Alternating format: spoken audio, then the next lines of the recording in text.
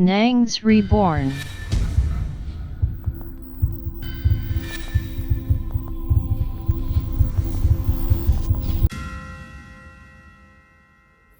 Waouh!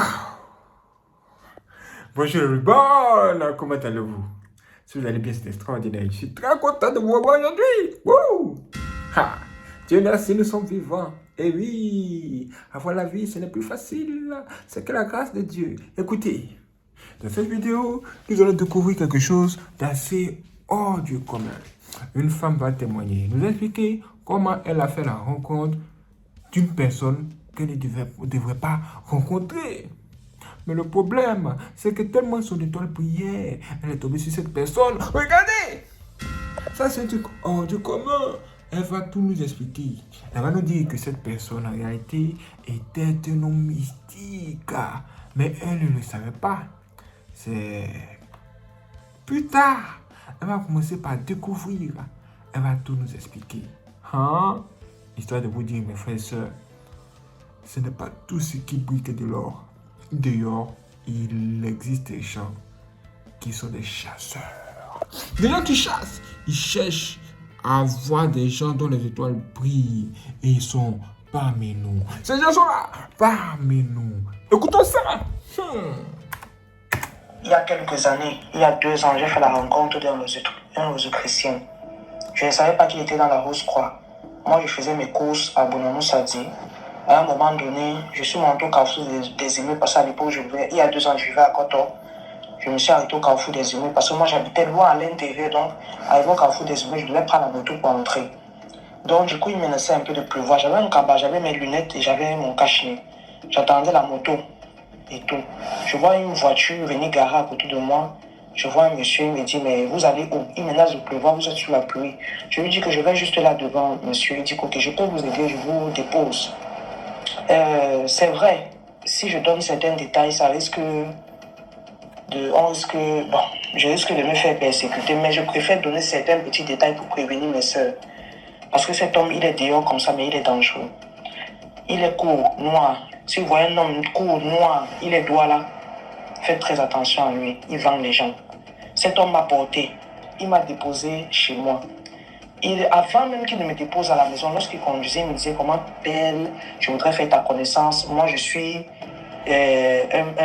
marié. J'étais d'abord marié avec ma première femme, elle est décédée, et ma deuxième femme a le cancer. Ah là, n'est-ce pas, pendant qu'il conduisait, que le monsieur, s'il me parle de sa vie, comment? Il me dit que si tu veux, on se revoit, même demain, on discute de vive voix. Je lui ai dit, ok, il n'y a pas de souci, il m'a donné son numéro, il a pris mon numéro, il est rentré. Il m'a appelé le lendemain, malheureusement, j'étais occupé. Donc, on s'était vu le samedi qui suivait. Il m'a dit, qu'est-ce que tu veux? Et le père, il a alors, si tu as une âme faible, il va vite te prendre parce qu'il avait les goûts de luxe. Hein. Il me dit qu'ok, on va aller manger au dernier comptoir colonial, la base navale, au bord de l'eau et tout ça, là, on va bien discuter. Je lui ai dit qu'ok, il n'y a pas de souci. Nous sommes arrivés là-bas. C'est en ce moment-là que je remarque qu'il avait plusieurs chaînes au cou, il avait beaucoup de bijoux, beaucoup de bagues de couleur rouge, vert, noir, un peu partout sur les doigts. Il me pose donc des questions sur ma vie, je lui explique un peu ce que je fais, et je lui dis, toi, qu'est-ce que tu fais? Il me dit, actuellement, je suis juste un propriétaire, j'ai déjà fini de faire ma vie, je mange maintenant l'argent. Mais dis-moi, ma chérie, pourquoi tu ne veux pas, pourquoi tu ne crois pas à ton potentiel? Je fais d'abord genre comme si je ne comprends pas, je lui dis, je comprends pas ce que tu me dis, qu'est-ce que tu parles? De quoi tu parles? Il me dit que ce jour-là, je ne vais pas te mentir, je vais te dire la vérité. Tu avais le cabas, tu avais le cache-nez, tu avais les lunettes. Je ne pouvais pas bien te voir, je ne pouvais pas voir ta forme, ni le visage, ni le corps. Ce qui m'a attiré sur toi, c'est l'étoile qui brille sur ton front. Je lui dis, mais comment est-ce que tu vois cette étoile-là? Il me dit que je suis un master dans la rose croix. Je suis au 12e degré. Donc j'ai le pouvoir de voir ce que tu ne vois pas. Et ça m'a dit que c'est mieux. Je suis arrivé, il ne m'a pas arrivé aujourd'hui. Il me dit, oui, je vais te confier quelques secrets. Je suis arrivé à un niveau où je fais le dédoublement. Tu me vois, je suis assis ici, non? Je suis aussi assis chez moi à l'open. Quand tu es au 12e degré, tu peux déjà atteindre ce niveau-là. Après, je me dis, mais c'est pas possible. Il me dit, qu'est-ce qui se passe avec lui? Il me dit que je veux juste que tu intègres ma rose, quoi. Notre base est située, ça c'est notre première base. Et notre deuxième base est située à l'opposé. Il y a un siège de Rose-Croix là-bas. Faites très attention, je vous donne les détails parce que je ne veux pas que mes soeurs tombent dans ce piège-là. Donc le monsieur me dit que si tu intègres la Rose-Croix, tu seras l'une des plus puissantes. Parce que quand je vois ton étoile, je ne vois pas une autre personne dans notre cercle qui a cette étoile-là. Il me lançait un peu les éloges et tout. Je prenais le temps d'écouter. Et je ne vais pas te mentir, DMG. Si la vie veut qu'on se rencontre un jour, j'ai pris les vidéos de cet homme. J'ai ces vidéos épreuves dans mon téléphone. Pendant qu'il parlait, j'étais en train de le filmer discrètement. Parce que je me disais, on ne sait pas ce qui peut arriver. J'ai pris tout ça, j'ai envoyé à ma soeur qui est aux États-Unis. Que maman, voilà ce que je suis en train de vivre actuellement. Il m'a parlé d'un tas de choses.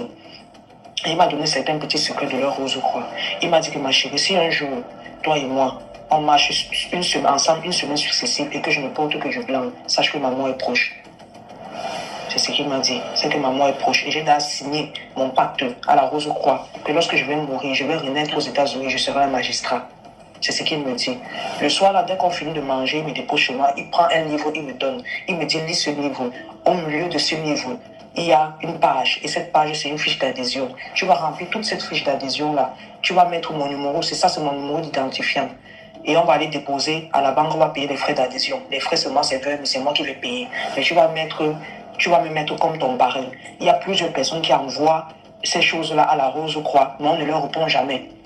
Parce qu'on ne sait pas qui les parraine. Mais quand on va voir mon numéro du matricule, on va savoir que c'est moi qui t'envoie. Donc rentre chez toi, tu lis bien ce livre. Donc dès que tu auras fini de lire ce livre, tu écris ton nom et toutes les informations que je t'ai données. Et puis, tu reviens avec le lendemain matin. J'ai pris le livre, je ne vais pas cacher. J'ai pris le livre, j'ai lu. Et j'ai même filmé encore toutes les pages de ce livre, c'est dans mon téléphone, j'ai lu. Et au milieu, effectivement, il y avait une page qui était différente des autres. Cette page-là avait une autre couleur, où il y avait toutes les informations à mettre, mon nom, mon prénom, ma date de naissance, le nom de mes parents, le nom de la personne qui m'a valise, la personne qui m'envoie. J'ai lu, le soir, il m'appelle, il me dit que tu as lu le livre. Je dis, j'ai lu, tu as rempli. Je lui dis que je suis encore en train de réfléchir. Il dit qu'il faut que je te voie. Je lui dis qu'il n'y a pas de problème. Il arrive, pas loin de chez moi, là, je descends. Il me dit que il ne faut pas que tu aies peur. Il commence à vouloir me flatter, il ne faut pas que tu aies peur. Et puis, tu peux venir à la maison, je te montre ma maison. Ça, c'est un détail que je donne. Pour les autres, j'ai dit, c'est vrai, on peut venir m'attaquer, mais je préfère donner ces détails. Il habite au carrefour, on sable, sa barrière est noire. Elle est grande, la maison est grande, toujours sombre, barrière noire. Et il y a un truc, un chamala qui est écrit dessus. Si les gens qui sont sables voient, on connaît cette maison. C'est la maison de ce monsieur-là. Nous sommes arrivés le soir là, il a dit qu'il voulait qu'on discute chez lui. Je suis arrivé, c'est un petit garçon qui a ouvert le portail. Je me rappelle encore bien, cet enfant avait le regard dans le vide. Ce garçon a ouvert le portail, le monsieur est entré dans la maison avec moi. Dès que j'entre, je vois les insignes de la Kabbale. Donc non seulement il était rosicrucien, il était dans la secte Kabbale. Et les sectes Kabbale sont représentées par des statuettes égyptiennes. Donc il y avait les statuettes égyptiennes un peu partout chez lui. À un moment donné, je suis monté, il m'a installé au salon. Je lui ai dit que tu m'as dit que j'avais une femme qui était malade, qui était cancéreuse. Il me dit qu'elle est en haut. Mais à chaque fois qu'on était au salon, j'entendais les bruits bizarres et j'avais la chair de poule. Après un moment, je me suis demandé que, mais comment est-ce que j'ai fait pour me retrouver ici? Le monsieur s'est seulement charmé jusqu'à ce que je me retrouve chez lui. Et après, je vois une petite fille entrer pour me servir de l'eau. Je lui dis que tu as 2 enfants. Tu m'as dit que tu avais un enfant, ton fils. Il me dit que je ne t'ai jamais dit que j'avais un fils. Mais j'ai dit que, mais il y a un petit garçon qui est venu ouvrir la porte, le portail tout à l'heure. C'est pas ton fils. Il me dit que non. Je lui dis, comment tu m'as dit l'autre jour que tu n'avais qu'un seul enfant, un garçon? La petite fille, c'est qui? Donc, le petit garçon que j'avais vu, tantôt c'était une fille, tantôt c'est un garçon. Mon mot était même perdu, il n'a pas pu me répondre. Je lui ai dit que bon, moi, il faut que je rentre. Il me dit, pourquoi tu as peur? Il faut monter. Tu as dit que tu as une femme qui est malade, qui a le cancer, qui vit ici. Je monte faire quoi? Je veux rentrer chez moi. Il me dit, non, patiente. La maison était tellement sombre. Et j'avais une sensation de pression, je n'avais plus à respirer. J'avais l'impression que j'étais étouffée. J'ai commencé à pleurer les larmes, lui, que mon père, pardon, si tu dois quelque chose, dis-moi. Je veux rentrer chez moi. Il me dit que non, que je ne vais pas encore rentrer. Il y a des gens qui vont arriver pour qu'on fasse la réunion pour l'adhésion. Je lui dis que mais je n'ai même pas encore rempli la fiche de ce que tu m'as demandé. S'il te plaît, laisse-moi rentrer à la maison, je réfléchis. Je ne sais comment cet homme m'a libéré ce jour-là. Il m'a donné l'argent. Il m'a dit que paye le transport. Je vous juge du type là que je n'en ai pas besoin. Non, j'ai l'argent et je suis à côté. Je suis à l'opom, je suis à Coton. Donc, prends même la moto 500, je vais arriver à la maison. C'est comme ça que je suis sorti de là. Je suis rentré à la maison. Je n'ai pas pu dormir toute la nuit. Comme il m'avait déjà parlé de dédoublement, j'avais même peur de le voir apparaître chez moi dans la nuit. Je n'ai pas pu dormir. J'ai laissé la lumière allumée toute la nuit jusqu'au matin. Après, il m'a appelé vers 8 heures. Il me dit, tu as rempli la fiche. Il me mettait la pression. Je lui ai dit que viens chez moi. Il est venu, j'ai pris le livre, je lui ai remis. J'ai dit que je ne suis plus intéressé. Papa, le type a verrouillé les portes de sa voiture. Il est entré dans une colère noire. Ses yeux étaient là devenus rouges. Il me dit que tu me fais perdre mon temps. Tu me fais perdre, ça fait des journées et des journées que je te tourne avec toi. Tu dis que tu vas entrer. Tu dois prévenir là-bas que tu vas venir. Qu'est-ce qui se passe avec toi et tout et tout? Le monsieur a commencé à me gronder. Je lui ai dit que je ne suis pas encore prête. On vient de se connaître. Il faut qu'on apprenne à se connaître pour que je sache si je dois te suivre dans cette démarche ou pas. Il me dit, mais tu as une grande lumière. Quand tu vas arriver, tu vas voir. Chaque jeudi, on a les réunions chaque jeudi, 1h du matin. Quand tu vas venir là-bas, toi-même, tu vas voir comment tu vas te faire de l'argent. Toujours, tu monsieur là qui laisse-moi le temps de réfléchir. C'est comme ça que le monsieur est parti. J'ai appelé mon père spirituel, je lui ai expliqué le problème. Je lui ai dit que voilà, j'ai fait la rencontre d'un monsieur et tout et tout et tout. Je lui ai raconté toute l'histoire que je suis en train de vous raconter aujourd'hui. Et le père spirituel m'a dit que ma fille, tu étais sous l'emprise de l'envoûtement. Tout ce que tu faisais là, ce n'était pas de toi. Mais une personne normale ne peut pas savoir que quelqu'un est dans la rose croix, veut t'entraîner dans un secte et tu continues à marcher avec lui jusqu'à ce que tu pars chez lui.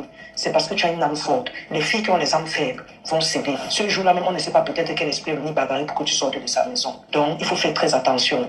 Il m'a dit qu'il faut venir, on va faire un petit lavage et puis ça va passer. Bloque son numéro et tout et tout. C'est comme ça que j'ai bloqué le numéro de ce monsieur. Ces hommes-là marchent comme ça, là, ils cherchent les proies. Et d'après ce que mon maître spirituel m'avait expliqué, cet homme ne voulait pas me mettre dans la rose ou quoi pour que je grandisse. J'étais une proie de sacrifice. Donc ça, c'était vraiment mon histoire de ce soir. Et j'espère que les uns et les autres, ça va aider les uns et les autres. Soyez vigilants, le dehors est mauvais.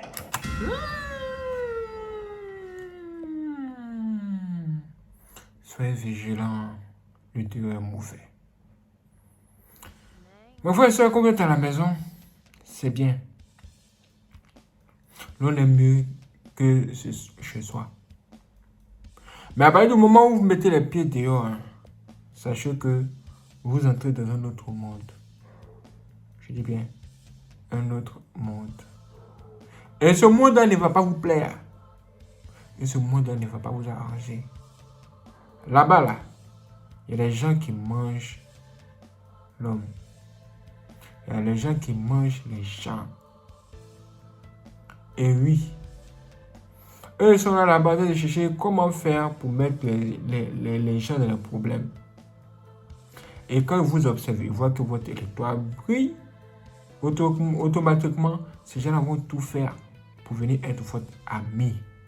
Vous dites, oh, je vais être l'ami de celui-là. Oh, celui-là, je vais être son ami. Et ces gens-là vont venir vers vous pour vous dire, oh, mon ami, bonjour monsieur, il faut me bien, j'aimerais qu'on soit amis. Ces gens-là, ils ne cherchent pas à vous arranger. Ils ne cherchent pas à vous faire du bien. Ils font semblant de vous aimer afin de pouvoir vous détruire. Parce qu'il y a quelque chose qu'ils cherchent. C'est ça. Il y a une chose qu'ils cherchent en vous. Ou sur vous. Ou sur vous. Peu importe. Ils vous cherchent. Mais tellement ils vous cherchent à tel point. Tellement ils cherchent à vous détruire à tel point même que ils osent faire semblant de vous aimer. Juste pour que vous puissiez leur ouvrir une porte en les acceptant comme amis. Et qu'ils puissent commencer le travail de destruction de votre âme. Eux s'en foutent de votre quoi? C'est votre âme qui les intéresse. Ils cherchent votre âme. Et ces gens-là sont remplis dehors. Ils sont tout le temps dans les grosses voitures, dans des belles maisons, tout le temps bien habillés, parfumés. Ils n'ont rien pour montrer qu'ils sont comme ça. Mais ceux qui ont les yeux spirituels et qui peuvent les sentir vont voir que ces gens-là, ils n'ont rien à l'intérieur d'eux. Ils sont vides. Quand vous marchez à côté de vous, vous les pesez, vous dites, ah, mais comment se fait-il qu'une personne soit vide comme ça? Si vous ressentez que cette personne-là est vide, c'est parce qu'à l'intérieur d'elle, tout est noir. Il n'y a que les ténèbres à l'intérieur et le mauvais esprit qui ne sont là que pour faire du mal. Le mal aux gens. Hein? Faites attention. Faites grave attention. Si ce vidéo de retour pour la chaîne de Chansobonne, ça ce n'est que le début du commencement. Une autre vidéo va suivre. Abonnez-vous, activez la cloche et restez connectés. Vous pouvez également me dire ce que vous en pensez. Ou nous conter votre histoire. Ou plein d'autres choses en commentaire. Soyez prêts. Waouh!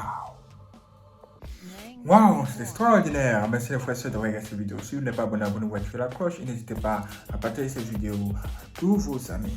Et si vous voulez faire des dons pour soutenir dans la description, se trouve un lien où vous aurez nos informations bancaires pour faire les virements bancaires ou bien vous pouvez faire les dons via PayPal. Dans la description, se trouve aussi un autre lien. Et vous avez aussi la possibilité de faire des dons directement via YouTube Super Fans. Encore merci. Juste en dessous de cette vidéo se trouve. Merci. Quand vous cliquez là-dessus, vous suivez les instructions. C'est extraordinaire. Merci à toutes les personnes qui vont nous soutenir. Et si ce, vous donne compte de vos prochaines vidéos, soyez prêts.